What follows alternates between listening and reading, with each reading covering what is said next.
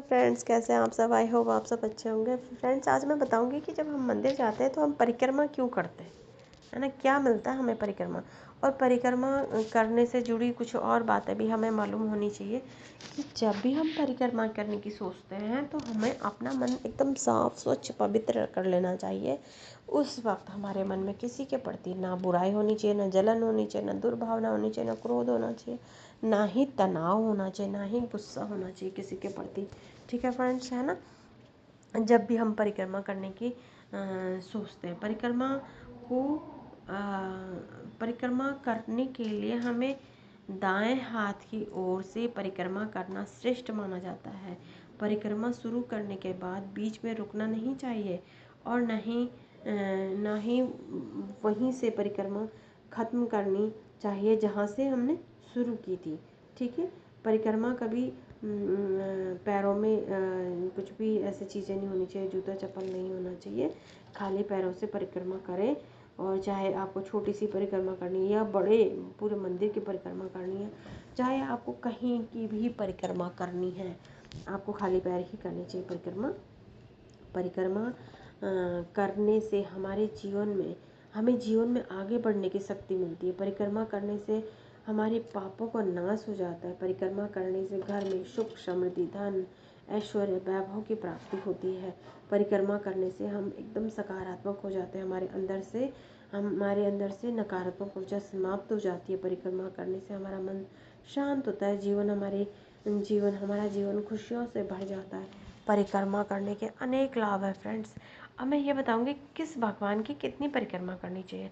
भगवान शिव की या भगवान शिव के मंदिर की हमेशा आधी परिक्रमा होती है, जो वहाँ से कभी ना जाएं जहाँ पे उनका जल, जब हम शिव जी भगवान को जल चढ़ाते हैं ना, तो जलाधारी जहाँ से होती है, तो उसको कभी हमने एक जगह से दूसरी उसको लांघना नहीं है। बस वहाँ से आधी ही परिक्रमा होगी, उसको पार नहीं करना, वहाँ से हमें दूसरी साइड नहीं जाना चाहिए।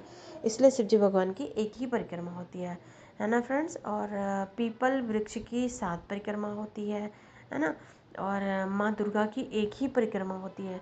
ठीक है फ्रेंड्स। भगवान रामचंद्र जी और भगवान विष्णु और कृष्ण भगवान, ये तीनों एक ही थे। एक ही भगवान ने अलग अलग जन्म लेके अलग अलग रूप धारण किए थे। रामचंद्र जी, विष्णु भगवान और कृष्ण भगवान एक ही हैं, तो इनकी 4 ही परिक्रमा होती है। ठीक है फ्रेंड्स।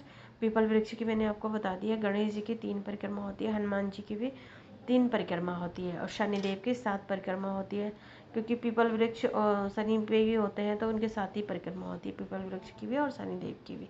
भैरव की 3 परिक्रमा होती है। भैरव की, हनुमान जी की और गणेश जी की 3 परिक्रमा होती है फ्रेंड्स। ठीक है। तो इन बातों को ध्यान रखें, और जब भी आप मंदिर जाएं तो परिक्रमा जरूर करें। ठीक है फ्रेंड्स। तो आज मैं, अच्छा ये तो थी परिक्रमा के बारे में बात, तो आज मैं छोटा सा नॉलेज और दूंगी, जो कि मैंने कुछ सांसों के ऊपर कुछ वीडियोस बनाए थे, तो उसी के बारे में मैं थोड़ी सी जानकारी और दूंगी जो रह गई थी बतानी। सांस हम कई तरह से लेते हैं। देखो, अब तक तो मैं सांसों के बारे में बता रही थी, ऐसे लेना वैसे लेना, लेकिन बहुत इम्पोर्टेंट बात यह है कि हम गहरी सांस जब लेते हैं तो उस वक्त हमें एकदम फ्रेश होके सुबह खाली पेट लेनी चाहिए।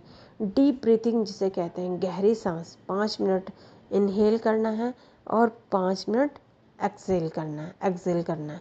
तो 5 मिनट जब ऊपर 5 मिनट नहीं, सॉरी 5 सेकंड जब ऊपर सांस लेंगे, क्योंकि 5 मिनट बहुत ज़्यादा हो जाएगा ना। 5 सेकंड जब सांस लेंगे तो बहुत गहरी सांस लेंगे, पेट अंदर नहीं जाएगा सांस लेते समय। गहरी सांस लेंगे और बहुत ही जब छोड़ेंगे तो बहुत ही हल्के से, उतना ही टाइम लगना चाहिए जितना टाइम आपका इनहेल करने में लगा। ठीक है फ्रेंड्स। तो छोड़ते समय हमारा पेट अंदर की तरफ जाएगा। ठीक है। तो ये सुबह खाली पेट ही होगा। ठीक है। आप इसको 5 सेकंड से ज़्यादा भी बढ़ा सकते हैं, ऐसा कुछ नहीं है। 1 मिनट भी कर सकते हैं, 2 मिनट भी कर सकते हैं आप, जितना, इसको बहुत ज़्यादा भी ना करें। बस जितना आप 2 मिनट 3 मिनट से ज़्यादा तो फिर उसको गहरे ज्ञान से प्राप्त करके लें। लेकिन नॉर्मली अगर इतना भी करते हैं तो आपकी सांसों की, आपकी बॉडी में ऑक्सीजन मात्रा अच्छी हो जाएगी और आपको बहुत अच्छे बेनिफिट्स मिलेंगे। ठीक है फ्रेंड्स। अच्छा, नंबर 2 है कि ये सांस आप दिन में किसी भी समय ले सकते हैं, सुबह शाम रात दिन कभी भी ले सकते हैं। कि आपने 5 सेकंड सांस ली अंदर और 5 सेकंड आपने बाहर छोड़ी, 5 ही सेकंड आपने अंदर ली, 5 ही सेकंड आपने बाहर छोड़ी। इसे तो नॉर्मल सांस है, कभी भी आप ले सकते हैं, कभी भी आप छोड़ मतलब 5 सेकंड अंदर ले, 5 सेकंड बाहर छोड़े। ये आप दिन में किसी भी समय कर सकते हैं। ये सेकंड टाइम की सांस है। अब थर्ड नंबर ये है कि एक होता है एक सांस का वो है कुंभक। कुंभक किसी ज्ञानी के बीच में रह के ही करना चाहिए। कुंभक अपनी मर्जी से ना करें। जैसे कि कुंभक किसे कहते हैं, जैसे हम सांस लेते हैं फिर रोकते हैं, फिर उतने ही टाइम तक हम छोड़ते हैं। जितने टाइम के लिए लेंगे उतने ही टाइम रोकेंगे, उतने ही टाइम छोड़ने में लगेगा। ठीक है फ्रेंड्स, ये बहुत इंपॉर्टेंट बात है। इसको पूरे दिन भर में सिर्फ एक ही बार किया जाता है। अगर आप 1 मिनट 5 सेकंड करना चाहते हैं तो मतलब स्टार्टिंग 5 सेकंड होता है, बताती हूँ मैं। बाकी आप कर सकते हैं 5 मिनट तक कर सकते हैं सांसों की प्रक्रिया को। तो इससे भी ज़्यादा कर सकते होंगे, लेकिन मैंने कभी पढ़ा नहीं है इसके बारे में ज़्यादा। तो इतना जितना मुझे पता है उतना ही मैं आपको बता रही हूँ। तो जितना आपको बेनिफिट हो सकता है उतना मैं आपको बता रही हूँ। ठीक है फ्रेंड्स, तो आगे अगर आप इसमें बहुत ही गहरा अध्ययन करते हैं तो उसके लिए आपको बहुत ही गहरे उसमें जाना पड़ेगा कोर्स के लिए। तो आप 5 सेकंड लेंगे, फिर 5 सेकंड रोकेंगे, फिर से 5 सेकंड छोड़ेंगे। ये कुंभक कहलाता है। किसी श्वासों के ज्ञानी के बीच में रह के कीजिएगा, क्योंकि कुंभक जो है जल्दी से करना नहीं चाहिए।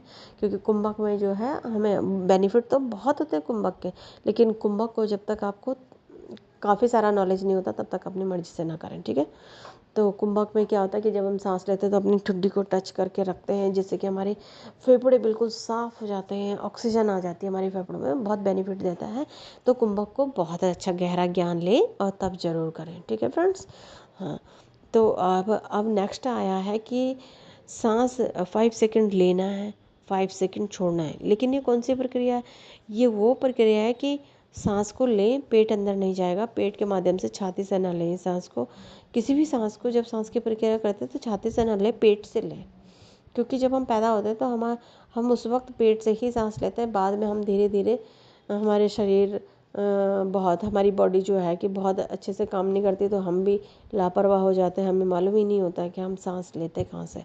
तो जब हम पेट से सांस लेते हैं तो हमारी पूरी बॉडी, हमारे नर्व्स अच्छे से चलने लगते हैं, ब्लड सर्कुलेशन अच्छा हो जाता है, ऑक्सीजन की मात्रा, ऑक्सीजन फैलने लगता है पूरी बॉडी में, है ना। तो 3 सेकंड लेना है और 3 या 5 सेकंड लेना है स्टार्टिंग। उसके बाद आप बढ़ा भी सकते हैं इसको। 5 सेकंड सांस लें, फिर जब हम छोड़ते हैं इस वाली सांस को तो हम सीटी जब बजाते हैं ना तो ऐसे करके मुँह उठाते हैं ना, जैसे कि आजकल पाउच बनाते हैं ना, तो उस तरह से जब हम सीटी के माध्यम से सीटी बजाते हैं तो उस टाइप में हम अपने मुंह को उस तरह से करें जैसे हम सीटी बजा रहे हैं। उस तरह से हम धीरे धीरे धीरे बहुत ही हल्के से उसे छोड़ें। उतना ही टाइम लगना चाहिए जितना टाइम आपका सांस लेते समय लगा, उतना ही टाइम लगना चाहिए। उसके बाद अगर एक्स्ट्रा भी लगता है तो इसमें बहुत ज़रूरी है थोड़ा और एक्स्ट्रा टाइम लगाएं, ताकि हमारे अंदर की जो ऑक्सीजन है वो बाहर निकलती जाए। लेकिन जब हम ज़्यादा टाइम लगाते हैं तो हमें फिर से सांस लेने की इच्छा होती है ना, इच्छा होती है, तो हम एकदम तुरंत सांस ना लें।